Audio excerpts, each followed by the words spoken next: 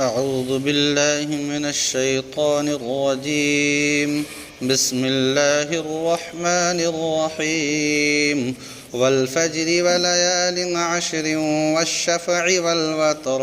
والليل إذا يسر هل في ذلك قسم لذي حجر ألم تر كيف فعل ربك بعاد إرم ذات العماد التي لم يخلق مثلها في البلاد وثمود الذين جابوا الصخر بالواد وفرعون ذي الأوتاد الذين طغوا في البلاد فأكثروا فيها الفساد فصب عليهم ربك سوط عذاب إن ربك لبالمرصاد فأما الإنسان إذا ما ابتلاه ربه فأكرمه ونعمه فيقول ربي أكرمن وأما إذا ما ابتلاه فقدر عليه رزقه فيقول ربي أهانن۔ یہ سورہ فجر جس کی نماز میں بھی تلاوت کی گئی اور دو حصوں میں نماز کے اندر اس کی تلاوت کی گئی۔ یہ سورہ فجر مکی ہے، اس میں 30 آیتیں ہیں۔ چونکہ ہم قرآن کریم کی مجلس میں بیٹھے ہیں اور جو بھی دینی مجلس ہو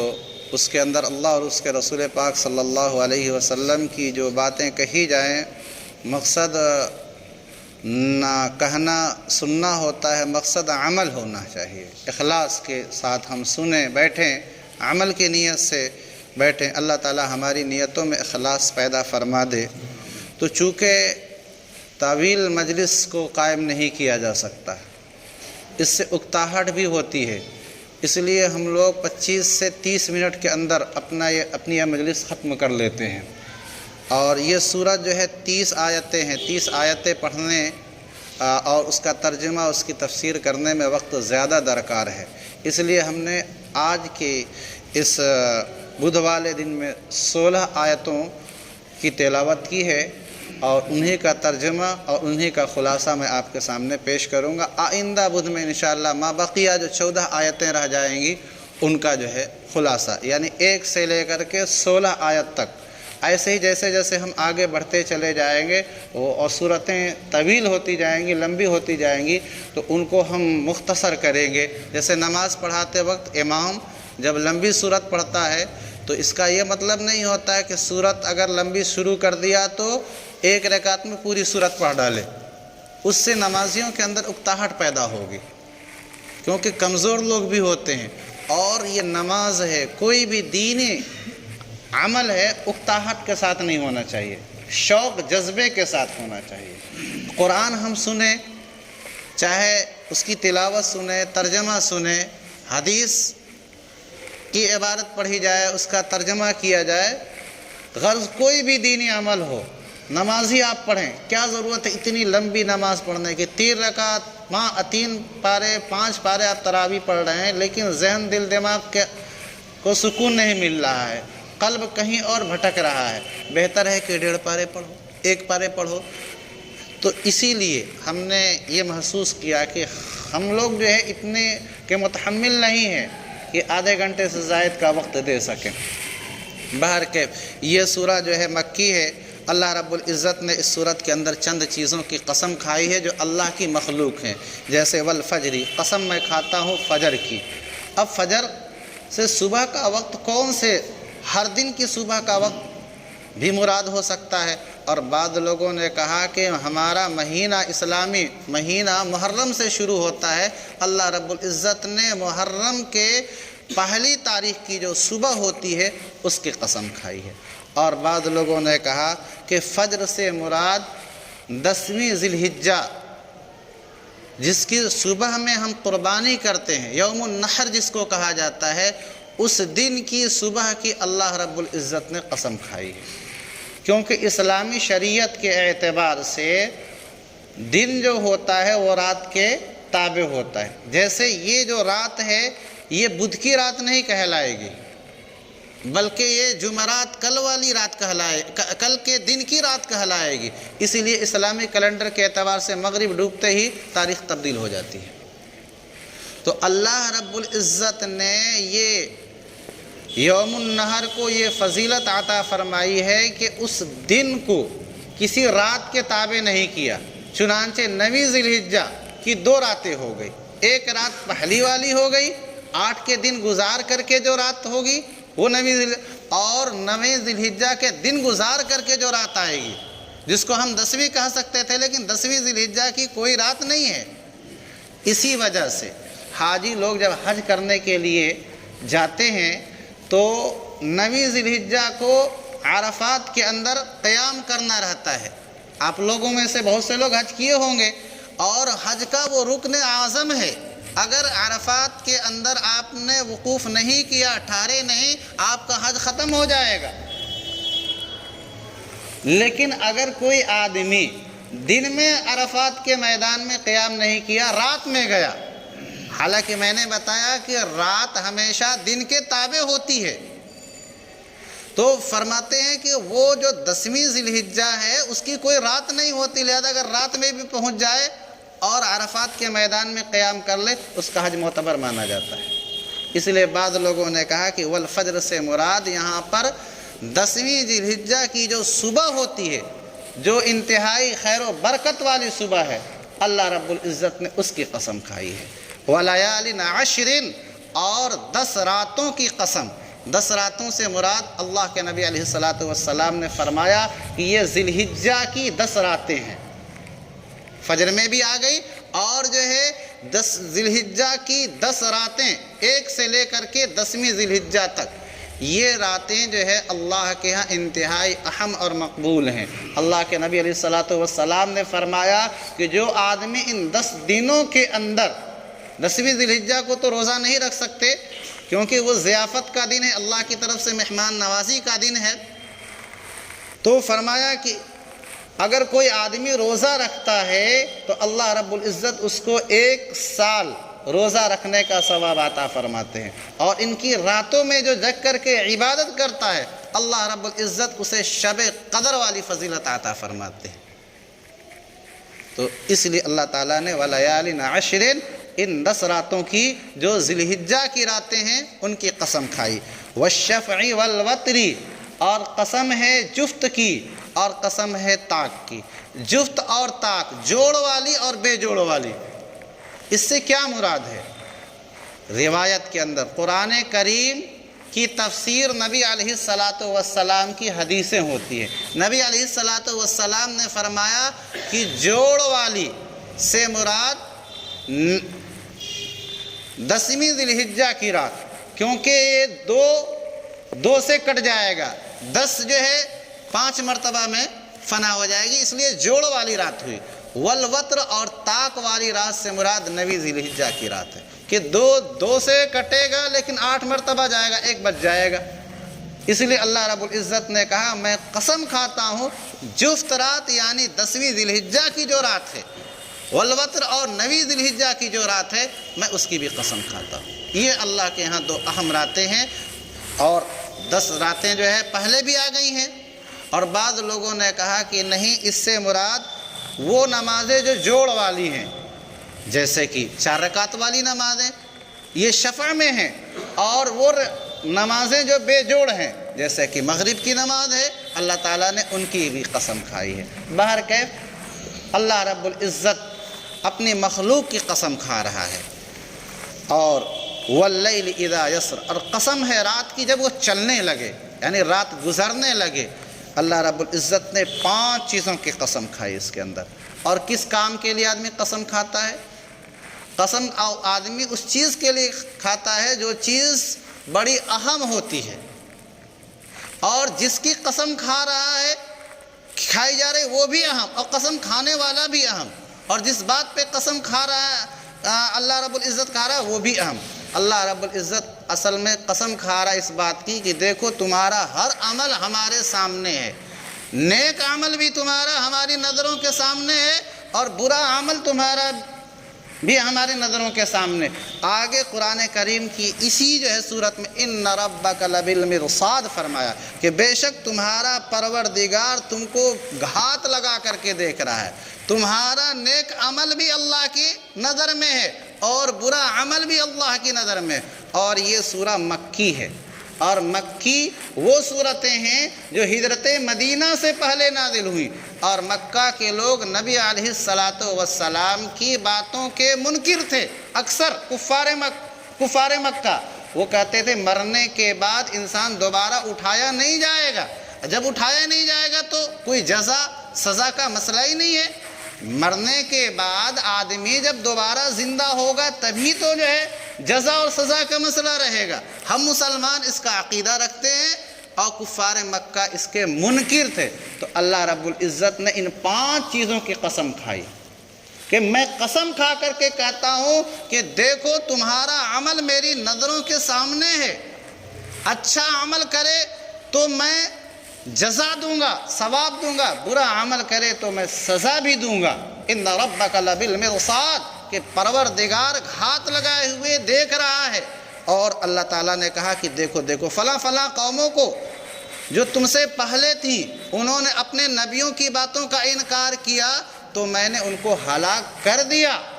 ایسے ہی اے مکہ والو تم محمد کی باتوں کو جھٹلاؤ گے تو میں تمہیں بھی ہلاک کر دوں گا، اس میں کوئی شک و شبہ نہیں۔ تو اللہ تعالیٰ نے اسی بات کی قسم جو ہے کھائی ہے، یہ تاکید کے لیے، مضبوطی کے لیے۔ کیونکہ ہم کیوں قسم کھاتے ہیں؟ اسی لیے نا کہ اللہ کی قسم میں تمہاری دعوت میں ضرور آؤں گا، تو بھئی دعوت میں چلے جاتے، قسم کھانے کی کیا ضرورت ہے؟ سامنے والے کو اس کی دعوت کی اور اس کی عظمت کو دلانا مقصد ہے۔ اللہ رب العزت نے یہ قسم کھا کر کے یہ بتایا ہے کہ جو آگے بات آ رہی ہے وہ بڑی اہم ہے کہ تمہارا ہر عمل ہماری نگرانی میں ہے۔ آج انسان جو ہے کیمرے میں انسان کا عمل ریکارڈ کر رہا ہے، اللہ رب العزت کہہ رہا ہے کہ ہمارے سامنے تمہارے یہ کیمرے بھی ریکارڈ میں ہیں۔ ان ربک لبالمرصاد۔ اور پھر قسم اسی لیے کھائی جاتی ہے کہ اپنی بات کو آدمی پختہ کرے۔ اللہ رب العزت ہماری تنبہ، ہماری غفلت پہ تنبیہ فرما رہے ہیں۔ حل فی ذالک قسم لذی حجر، کیا ان قسموں کے اندر جو 5 چیزوں کی ہم نے قسم کھائی ہے، کیا عقل مند کے لیے کافی قسم نہیں ہے کہ ایک ایک چیز کے اندر غور کرے تو وہ ہر قسم اپنی جگہ کافی ہو جائے گی۔ اور حجر کے معنی آتے ہیں عقل، اصل میں ہجر کے معنی آتے ہیں روکنا، اور انسان کی عقل جو ہوتی ہے انسان کو برے عمل سے روکتی ہے، اس لیے ترجمہ کیا جاتا ہے کہ عقل والا۔ علم ترک، پھر آگے اللہ رب العزت نے کہا کہ دیکھو تم اگر نہیں مانے اور اپنے عمل سے باز نہیں آئے، نبی کا انکار کرتے رہے، تو جس طرح سے پہلے نبی آئے حضور صلی اللہ علیہ وسلم سے پہلے اور ان نبیوں کی تکذیب جو ان کی قوموں نے کری تو ان کو ہم نے ہلاک کر دیا، تمہیں بھی اے مکہ والوں ہلاک کر دیں گے جو ہے۔ الم تر کیف فعل ربک بعاد، کیا آپ نے نہیں دیکھا کیسا کیا پروردگار نے قوم عاد کے ساتھ؟ ارم ذات العماد، وہ قوم عاد جو قوم ارم ہے اور بڑے لمبے لمبے قد والے تھے۔ یہ عاد در حقیقت یہ ارم دادا ہے اس قوم کا اور عاد جو ہے باپ ہے۔ عاد یہ بیٹا ہے، دیکھیں سلسلے نسب میرے ذہن سے نکل رہا ہے، عاد اور اس کے بعد بیچ میں کوئی اور ہے اور اس کے بعد ارم ہے، اور ارم یہ بیٹا ہے سام بن نوح کا، اور اسی جو ہے عاد کا بیٹا تھا شداد، جس نے جنت جو ہے دنیا کے اندر اپنی جنت بنائی تھی لیکن اس میں داخل بھی نہیں ہو پایا تھا۔ اور اسی ارم کی نسل سے ایک اور ہیں اور انہی سے سمود ہے جس کی طرف قوم سمود کو منسوب کیا جاتا ہے، اس کی طرف 2 جو ہے پیغمبروں کو بھیجا گیا تھا، حضرت ہود علیہ السلام کو بھی بھیجا گیا تھا قوم عاد کی طرف، اور قوم سمود کی طرف حضرت صالح علیہ السلام کو بھیجا گیا تھا، اور دونوں نے اپنے زمانے کے نبیوں کی نافرمانی کی۔ اللہ تعالیٰ نے دونوں کو آسمانی عذاب سے ہلاک و برباد کر دیا۔ الم تر کیف فعل ربک بعاد، کیا تم نے نہیں دیکھا کیسا کیا پروردگار نے قوم عاد یعنی قوم ارم کے ساتھ، جو لمبے لمبے ستونوں والے تھے۔ اور بعض لوگوں نے کہا ارم نام تھا اس شداد کی بنائی ہوئی جنت، اور وہ بڑے بڑے ستونوں والی بنایا تھا، ہیرے جواہرات سونے چاندی سے۔ اور جب وہ محل جس کو وہ جنت سے تعبیر کرتا تھا تاکہ لوگ اللہ سے غافل ہو کر کے اس کی دنیا کی بنائی ہوئی جنت کی طرف توجہ دیں، اور وہ جب اس میں داخل ہونا چاہا اللہ تعالیٰ نے اس سے پہلے ہی اس کو ہلاک کر دیا۔ تو اسی کو اللہ تبارک و تعالیٰ کہہ رہے کہ وہ ارم جس کو شداد نے بنوایا تھا، کیا تم نے اس کو نہیں دیکھا کتنا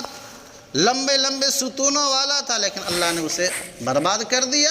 اور یہ بھی ہو سکتا ہے کہ ارم جو نسل میں ہے اور جو لمبے لمبے قد کے ہوتے تھے، آگے اللہ تعالیٰ نے خود ہی کہا التی لم یخلق مثلها فی البلاد، جس کی طرح دنیا کے اندر پیدا نہیں کیے گئے لوگ، اتنے طویل اور اتنے لمبے قد کے ہوتے تھے کہ ویسی کوئی قوم پیدا نہیں کی گئی۔ وثمود الذین، اور کیا تم نے نہیں دیکھا اس قوم سمود کو جنہوں نے وادی قرا، یہ حجاز اور شام کے درمیان کا علاقہ ہے، ان میں یہ پہاڑوں کے اندر مکانات بنا لیتے تھے تراش کر کے، جو آج کے زمانے میں بھی بڑی بڑی مشینوں سے مشکل ہے۔ اللہ تعالیٰ نے اس قوم کو اتنی ذہانت اور اتنی طاقت دی تھی کہ وہ لوگ پہاڑوں کے اندر مکانات تراش خراش کر کے بنا لیتے، اور اسی میں رہتے تھے وہ لوگ۔ تو اللہ رب العزت نے کہا کہ جب ہم نے ان کو ہلاک کر دیا اے مکہ والو، تو تم کیا ہو ان کے سامنے؟ تمہارے پاس نہ اتنی طاقت ہے اور نہ تمہارے پاس اتنی ذہانت ہے، جب ہم ان کو ہلاک کر سکتے ہیں تو تم کو بھی ہلاک کر سکتے ہیں۔ وَفِرْعَوْنَ ذِی الْأَوْتَادِ، اور کیا تم نے نہیں دیکھا اے مخاطب کہ اللہ تعالیٰ نے فرعون کے ساتھ کیا کیا؟ ذی الاوتاد، جو میکھوں والا تھا۔ میکھوں والے سے مراد کہ وہ جب کسی کو سزا دیتا تھا تو یا تو 4 کیلیں گاڑتا تھا، اور 2 میں ہاتھ باندھ دیتا تھا، 2 میں پیر کو باندھ دیتا تھا، اور سانپ بچھو چھوڑ کر کے اس کو دھوپ میں ویسے تڑپنے کے لیے چھوڑ دیتا تھا، یا یہ ہے کہ باضابطہ دونوں ہاتھوں کو دونوں پیروں کو کیلوں میں گاڑ دیتا تھا وہ۔ تو اللہ رب العزت نے کہا کہ دیکھو میں نے اس کو بھی نہیں بخشا، اس نے میری خدائی کا دعویٰ کیا لیکن اس کو بھی ہم نے چھوڑا نہیں، تو تم کیا ہو؟ وَفِرْعَوْنَ ذِی الْأَوْتَادِ، اور کیا کیا پروردگار نے اس فرعون کے ساتھ جو میکھوں والا تھا کہ دوسروں کو جو ہے کیلے ٹھوک ٹھوک کر کے مارتا تھا، اللہ تعالیٰ نے اس کو دریا میں ڈبو کر کے مار دیا۔ الَّذِينَ طَغَوْا فِی الْبِلَادِ، یہ قوم عاد، قوم سمود اور فرعون، ان کی تینوں کے بارے میں کہا یہ وہ لوگ تھے جنہوں نے پورے ملک کے اندر شرکسی مچا رکھی تھی، اللہ کے خلاف، مسلمانوں کے خلاف، ایمان والوں کے خلاف، کہ فرعون نے حضرت موسیٰ اور اس بنو اسرائیل کا جینا دو بھر کر دیا، اور انہوں نے قوم عاد نے حضرت ہود علیہ السلام اور ان کے ماننے والوں کا جینا دو بھر کیا، اور قوم سمود نے حضرت صالح علیہ السلام ان پر ایمان لانے والوں کا جینا دو بھر کر دیا۔ اے مکہ والو، تم میرے محمد اور ابو بکر و عمر، عثمان و علی اور عمار اور بلال حبشی، صہیب رومی، یہ جتنے صحابہ ان کو پریشان کر رہے ہو، تمہارا بھی وہی حشر ہو جائے گا جو ان کا ہوا۔ اور یہ اللہ رب العزت صرف انہی کو نہیں، ہم کو بھی خطاب کر رہے ہیں کہ ہمارا بھی، اگر ہم بھی قرآن پہ عمل نہیں کرے تو اللہ تعالی ہمارا بھی انجام وہی کر سکتا ہے، کیونکہ قرآن ہر زمانے کے لیے ہدایت ہے۔ فَصَبَّ عَلَيْهِمْ فَأَكْثَرُوا فِيهَا الْفَسَادَ، اور ان تینوں قوموں نے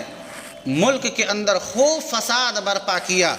فَصَبَّ عَلَيْهِمْ رَبُّكَ صَوْتَ عَذَابٍ، اللہ تعالیٰ نے ان کے اوپر عذاب کے کوڑے برسائے، یعنی اللہ تعالیٰ نے عذاب کو کوڑے سے تعبیر کیا، اور سزا دینے کو اللہ تعالیٰ نے برسانے سے تعبیر کیا، کہ اللہ تعالیٰ نے مکمل طریقے پر ان کو نیست و نابود کر دیا، ان کی ذریت، ان کی نسل تک باقی نہیں رہی۔ ان ربک لبالمرصاد، اس لیے کہ اللہ تعالیٰ نے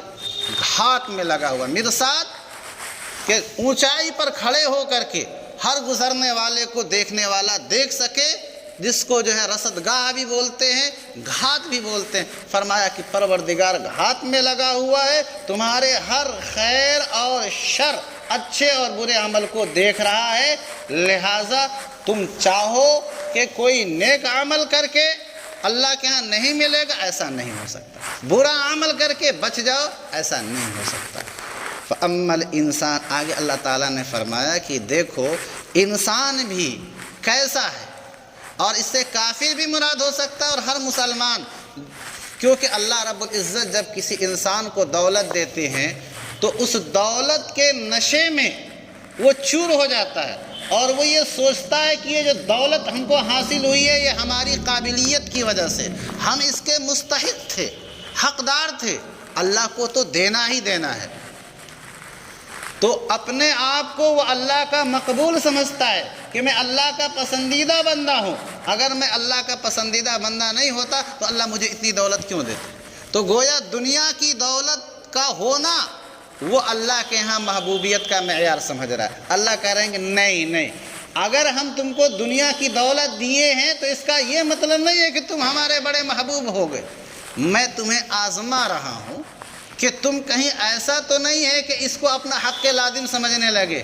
کہ جو کچھ ملا ہے میری طاقت سے، میری قابلیت سے، نہیں، یہ میرا انعام تھا، میں نے تم کو دیا تھا آزمانے کے لیے کہ دیکھتا ہوں کہ تم جو ہے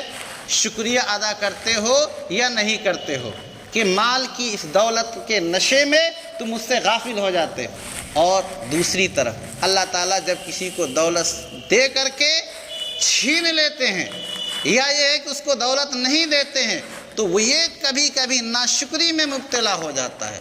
جزا فضا کرنے لگتا ہے، ہاں میں تو اس کا مستحق تھا، دیکھو اللہ نے مجھے دیا نہیں،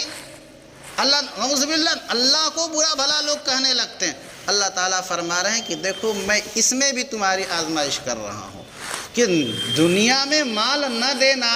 تم کو یہ اس بات کی دلیل نہیں ہے کہ تم میرے جو ہے محبوب نہیں ہو۔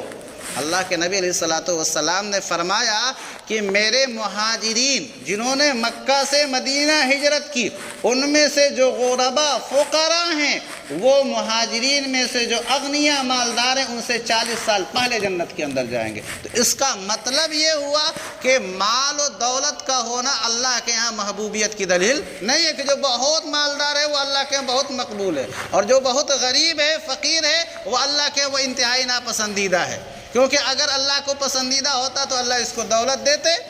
اس کو دولت ملی ہوئی ہے، اس کا مطلب اللہ کا محبوب ہے، اس کو دنیا نہیں ملی ہے، اس کا مطلب اللہ کا ناپسندیدہ بندہ۔ اللہ تعالیٰ نے کہا نہیں، میں نے اس کو دولت دے کر کے اسے بھی آزمایا، اور اس کو دنیا نہ دے کر کے اسے بھی آزمایا، اس کو اس طرح سے آزمایا کہ کہیں دیکھتا ہوں کہ یہ شکریہ ادا کرتا ہے یا نہیں،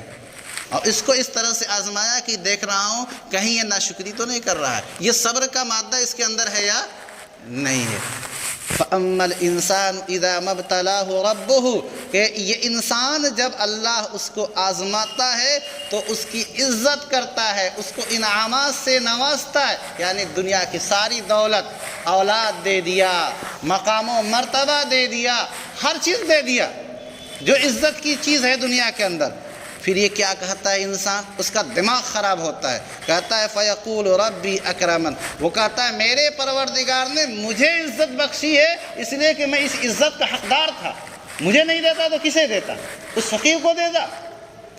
وہ اللہ کا جو ہے محبوب نہیں، میں اللہ کا محبوب ہوں۔ اس کا انداز بدل گیا ہے دنیا کی دولت آتے ہوئے۔ اللہ کہتے ہیں نہیں، تم کو جو دولت دیا ہے ہم نے آزمانے کے لیے دیا ہے۔ آگے اما اذا مبتلاہ، اور جب ہم اس انسان کو آزماتے ہیں اور اس کے لیے روزی کو تنگ کر دیتے ہیں کہ اس کے پاس کبھی کھانے کے لالے پڑ جاتے، کبھی رہنے کے مکان نہیں ہو پاتے، کبھی اس کی اولاد نہیں ہوتی یا ہوتی ہے تو مر جاتی ہے، اب یہ جو ہے کہتے ہیں اس کا دماغ خراب ہوتا ہے اور وہ اللہ کو نعوذ باللہ برا بھلا کہنے لگتا ہے۔ اللہ تعالیٰ فرماتے ہیں کہ ہم نے روزی، رزق کو، اور رزق کا مطلب عام ہے، چاہے وہ پہننے سے متعلق ہو، کھانے سے متعلق ہو، رہنے سے متعلق ہو، جب تنگی کرتے ہیں تو یہ انسان کیسا ہے؟ کہتا ہے ربی اہانن، میرا پروردگار مجھے ذلیل کر دیا، میں جو ہے اللہ کہ نعمت کا مستحق تھا، مجھے اللہ کو دنیا دینی چاہیے تھی، مجھے اولاد دینا تھا، مجھے گھر مکان دینا تھا، میں تو نماز پڑھتا ہوں، روزے بھی رکھتا ہوں، دیکھو وہ جو ہے کبھی بھی نماز نہیں پڑھتا ہے، سڑکوں پہ گھومتے رہتا ہے، روزہ بھی نہیں رکھتا، اور آج کروڑوں کی جو ہے بلڈنگیں بنائے ہوئے ہیں۔ تو اس طرح کی باتیں نعوذ باللہ کہنے لگتا۔ اللہ تعالیٰ فرماتے ہیں کہ ارے کسی کو دنیا مل جائے تو یہ دلیل نہیں ہے کہ وہ اللہ کا بڑا محبوب بندہ ہو گیا، اور کسی کے پاس دنیا نہیں ہے تو اس کا یہ مطلب نہیں ہے کہ وہ اللہ کا ناپسندیدہ بندہ ہے۔ اللہ کے ہاں جو ہے صرف اور صرف عمل کا اعتبار ہے۔ اس کو بھی آزمایا، تم کو بھی آزمایا جو ہے۔ بس اللہ رب العزت سے دعا فرمائے کہ اللہ تعالیٰ جو ہے جو کچھ ہمیں دیا ہے اس پر ہمیں قناعت صبر کرنے کی اور اللہ رب العزت کا شکر بجا لانے کی توفیق عطا فرمائے، کیونکہ اللہ تعالیٰ نے کہا ہے کہ اگر تم شکریہ ادا کرتے رہے تو میں تمہیں اپنی طرف سے اور دوں گا، اور اگر تم ناشکرے بنے تو میں جو ہے کہتے ہیں کہ تم کو عذاب میں مبتلا کر دوں گا، اور میرا عذاب بڑا سخت ہے۔ اس لیے ہمیں ہر وقت جو ہے اللہ تعالیٰ سے جو ہے عافیت طلب کرتے رہے۔ اے اللہ تعالیٰ جس طرح سے دنیا میں تو نے جو ہے صحیح سالم پیدا کیا، دنیا سے آنکھیں بند ہو تو صحیح سالم اٹھا لے، ایمان پر جو ہے خاتمہ ہو، دعا فرما دے۔ الحمد لله رب العالمين والصلاة والسلام على سيد الأنبياء والمرسلين ربنا ظلمنا أنفسنا وإن لم تغفر لنا وترحمنا لنكونن من الخاسرين رب اجعل لي مقيم الصلاة ومن ذريتي ربنا تقبل دعاء ربنا اغفر لي ولوالدي وللمؤمنين يوم يقوم الحساب ربنا آتنا في الدنيا حسنة وفي الآخرة حسنة وقنا عذاب النار ربنا لا تؤاخذنا إن نسينا أو أخطأنا ربنا ولا تحمل علينا إثرا كما حملته على الذين من قبلنا ربنا ولا تحملنا ما لا طاقة لنا به واعف عنا واغفر لنا وارحمنا أنت مولانا فانصرنا على القوم الكافرين اللهم إنا نسألك من خير ما سألك منه نبيك محمد صلى الله عليه وسلم ونعوذ بك من شر ما استعاذ منه نبيك محمد صلی اللہ علیہ وسلم۔ اے اللہ ہم سبوں کے گناہوں کو معاف فرما دے، اے اللہ ہم سب کے خطاؤں کو درگزر فرما دے، یا اللہ ہمارے ہر چھوٹے بڑے گناہ کو محض اپنے فضل و کرم سے معاف فرما دے، یا اللہ ہمارے ان گناہوں کو بھی تو بخش دے جو ہم نے رات کے اندھیرے میں کیے ہیں، یا اللہ ہمارے ان گناہوں کو بھی آپ معاف فرما دے جو ہم نے دن کے اجالے میں کیے ہیں، اے اللہ ہمارے ان گناہوں کو بھی چھوٹے بڑے معاف فرما دیجئے جو ہم سے انجانے میں ہو گئے ہیں، یا اللہ ہمارے ان گناہوں کو بھی آپ معاف فرما دیجئے جو ہم سے جانے میں ہوئے ہیں۔ اے ہمارے پروردگار ہمارے ماں باپ کی مغفرت فرمائیے، یا اللہ ہمارے اعزاء اور اقارب جو دنیا سے جا چکے ان کی بخشش فرما دیجئے، یا اللہ ہم میں سے جن کے ماں باپ زندہ ہیں ان کی خدمت کی توفیق مرحمت فرما دیجئے، یا اللہ ہم میں سے جو بیمار ہیں ان کو شفائے عاجلہ دائمہ مستمرہ عطا فرما دیجئے۔ اے ہمارے پروردگار جو مقروض ہے، قرض کے بوجھ میں دبے ہوئے ہیں، یا اللہ جو مالی اعتبار سے کاروباری اعتبار سے پریشان ہیں، یا اللہ ان کی پریشانیوں کو دور فرما دیجئے، یا اللہ ان کے کاروبار میں برکت عطا فرما دیجئے، یا اللہ ہر قسم کے شرور و فتن سے یا اللہ پوری امت مسلمہ کی حفاظت فرمائیے۔ اے ہمارے پروردگار خصوصاً ہمارے مسلم نوجوان بچے اور بچیاں بہت تیزی سے ارتداد کی طرف بڑھ رہے ہیں، یا اللہ مرتد ہو رہے ہیں، اپنا دین تبدیل کر رہے ہیں، یا اللہ یا اللہ یا اللہ تو ان کے دین و ایمان کی حفاظت فرما دے، اے اللہ ان کے والدین کو توفیق عطا فرما دے کہ یا اللہ وہ اپنے کاروبار سے تھوڑا سا وقت نکال کر کے اپنے بچوں کی تربیت بھی کریں، یا اللہ ان کی دیکھ ریکھ کریں۔ اے ہمارے پروردگار ہماری مسلم بیٹیوں اور مسلم بچوں کی حفاظت فرما، یا اللہ ان کے گھروں کے اندر دینی مزاج اور دینی ماحول پیدا فرما۔ اے ہمارے پروردگار ہم سب کی جائز تمناؤں کو محض اپنے فضل و کرم سے پورا فرما دے، یا اللہ محض اپنے فضل و کرم سے پورا فرما دے۔ یا اللہ ہمارے یہاں قرآن کریم کی نسبت سے بیٹھنے کو سننے کو سنانے کو یا اللہ قبول فرما لے، اسے ہمارے لیے ذخیر آخرت بنا دے۔ سبحان ربک رب العزت عما یصفون وسلام علی المرسلین والحمد للہ رب العالمین۔